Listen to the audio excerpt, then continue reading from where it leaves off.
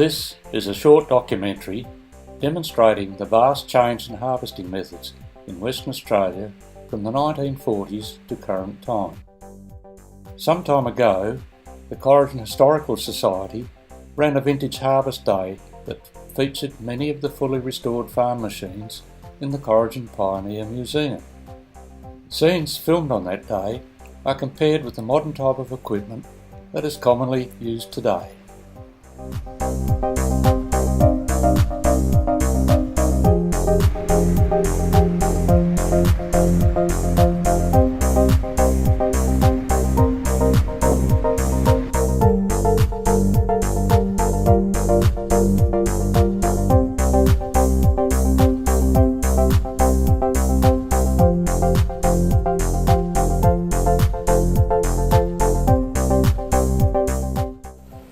This harvester was designed to strip the heads of grain from the stalk, leaving the straw still standing. The modern machine provides the farmer with the option to leave the straw or to cut it short and break it up and spread it as mulch for the following crop as shown here. The early machines needed two operators, both exposed to the heat, dust and flies, whereas the modern harvester requires one operator in a very comfortable soundproofed air-conditioned cabin.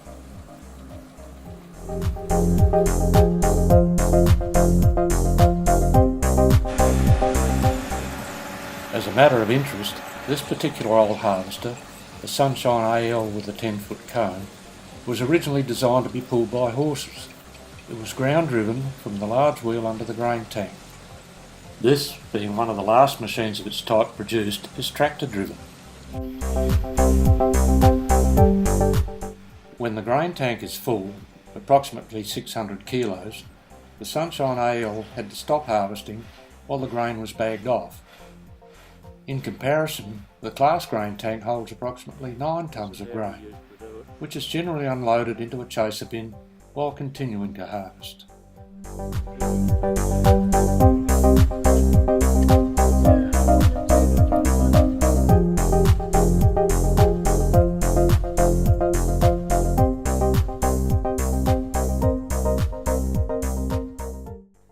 One of the big advantages of modern machinery is the option for harvesting to continue well into the night because of good lighting and the superior threshing process involved.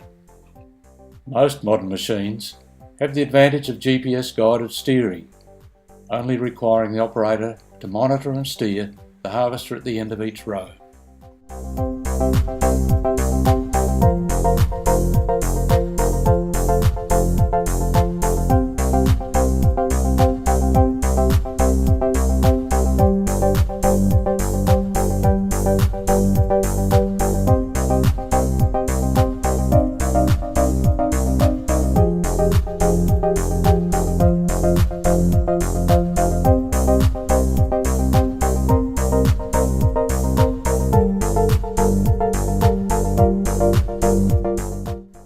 With this aerial footage, you get a good view of the crop feeding into the front of the harvester, with the clean grain pushing up into the grain tank and the chopped up straw and chaff being spread out of the rear.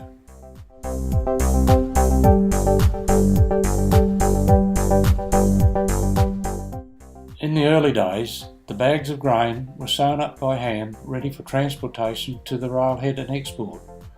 As bulk handling was introduced, the open bags were loaded for transport to the railhead, where they were tipped into an elevator to be deposited into the silo. Both these processes required extensive manual handling. Today's farmer has the advantage of modern machinery that enable a similar labour force to handle many times the volume of grain per day. The chaser bin is loaded from the moving harvester and the grain is transported to the waiting truck or field bins. The field bins serve as temporary storage while the truck is engaged in transporting the grain to the nearest bulk handling point.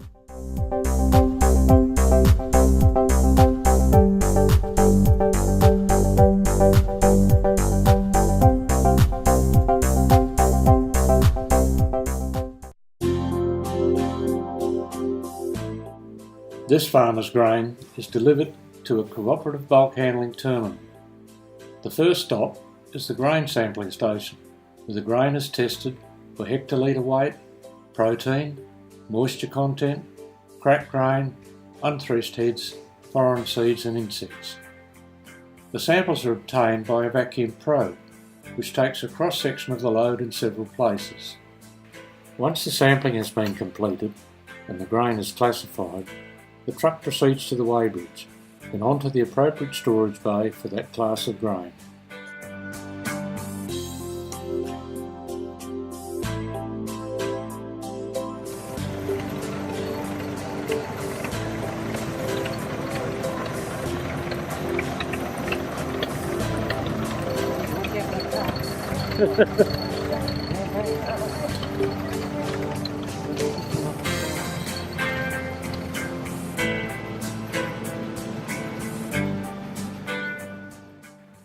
Transportation of the grain from the paddock has changed dramatically over the years, from small low-tonnage trucks to the multi-wheeled, multi-trailered rigs used today.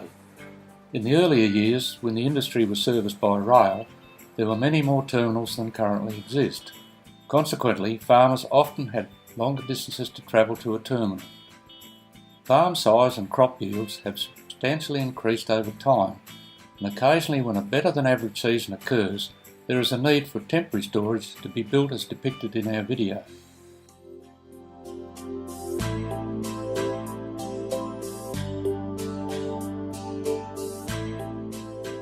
To unload, the trucks drive over an above-ground grid, tipping their load onto augers that feed a belt elevator that transports the grain to the top of the stack. As the outer edges of the stack reach the top of the wall, the unloading equipment is moved along.